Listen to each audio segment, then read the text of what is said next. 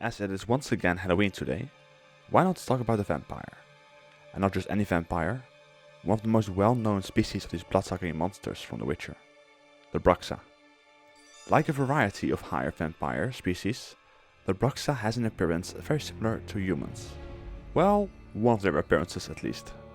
They often have dark, long hair and dwell far away from human towns, as they prefer the peace and quiet out in the wilderness. Of course, they have to feed on human blood, which means that plenty of unfortunate travelers will fall prey to these monsters while traversing the woods. Bruxae are often mistaken for rusalkas, also known as naiads or water nymphs. This case of mistaken identity mainly has to do with the long dark hair and very pale skin, affinity for nature, and the reclusiveness of this creature. One of the signs that a creature that looks like a woman is a Bruxa is the affinity it has for birds. They really like them, and if you hear multiple species of birds singing at the same time, it could very well be a sign that you are entering a Bruxa's territory. When near a Bruxa, you might hear them singing in an unknown language. This most often seems to indicate that the vampire has just consumed blood, which often goes hand in hand with them giving their sleeping targets and prey nightmares as well.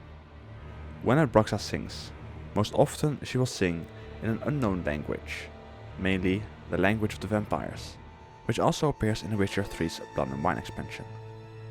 The song of a Bruxa is not pleasant to listen to. It is said to sound very high-pitched.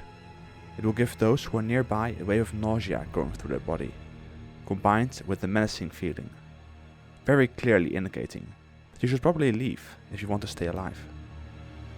But singing is not the only sound they are known for, as these vampires can scream very loud, blasting anyone who is nearby away, with just the sound alone. Bruxa are somewhat solitary creatures. They, as mentioned before, will avoid any areas with a lot of humans. If, however, they live near a city or town, they might still walk through said town in search for a victim. They will most often do this at night, as there are fewer humans around, and they can move around without getting noticed. Bruxae are very quick, not only in the sense that they can walk or run very fast, but also that they can kind of zip around, making it difficult to keep an eye on them. And whilst it can be difficult to see them when they are moving fast, their ability to become invisible will make this all a lot harder, if one does not use a moon dust bomb at least. When combining what we know from the books and games, a Bruxa seems to have 3 different forms. There's a basic human-woman form, the aggressive, pale-looking human form, and last but not least, they have a full-on bat form they can take. As it says in The Last Wish, when Geralt fought with Vereena, there is the quote, "On the dolphin's back, where a dainty girl in a white dress had sat just moments ago, an enormous black bat flattened its glossy body, opening its long, narrow jaws wide, revealing rows of needle-like teeth. The membranous wings spread and flapped silently, and the creature charged the Witcher, like an arrow fired from a crossbow." In all 3 of the Witcher games in which Bruxa have appeared, never has one ever taken a bat form.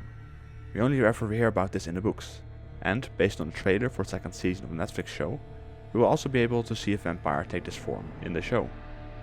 In the books, we only ever really meet one Bruxa, that one being Vereena, who had a relationship with Nevela. The games have given us a few more Bruxa, one of the more notable ones being the Queen of the Night in The Witcher 1, who ran a brothel with a few other Bruxa in Temeria's capital of Vereena, where instead of getting paid in coin, they will be paid by drinking a bit of blood from the clients. Another very well-known Bruxa is Orianna, who appeared in Witcher 3's Blood and Wine expansions, as well as one of the trailers.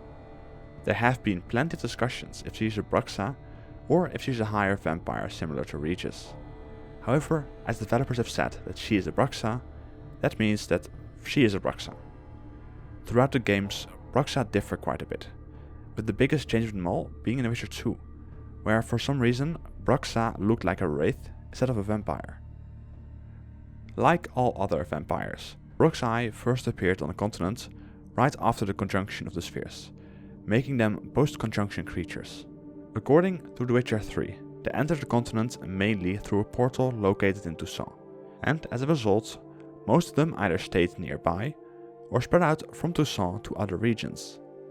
Because of this, there's a higher chance of encountering one of these vampires in this wine-loving duchy compared to most of the continent. Bruxa are very intelligent monsters. As mentioned earlier, they can sing and speak in their own vampire language, but they can also speak common human languages to better blend in. They are even able to go one step beyond just speaking, as they can communicate via telepathy, which would make them able to talk to someone without moving their lips. A sign that the Bruxa is talking to you via telepathy is when a word's sentences sound like they echo and reverberate underwater, giving it a very distinct sound.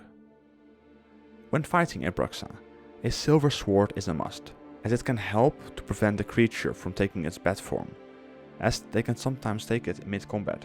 Another must is black blood, just as a precaution, in case the monster decides to drink some of your blood whilst fighting. It will weaken the vampire and make it easier to take down.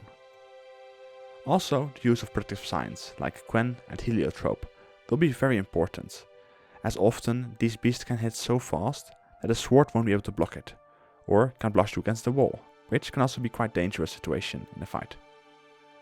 Bruxa are quick. Keep an eye on them, shower them with silver dust, and always stay on the move.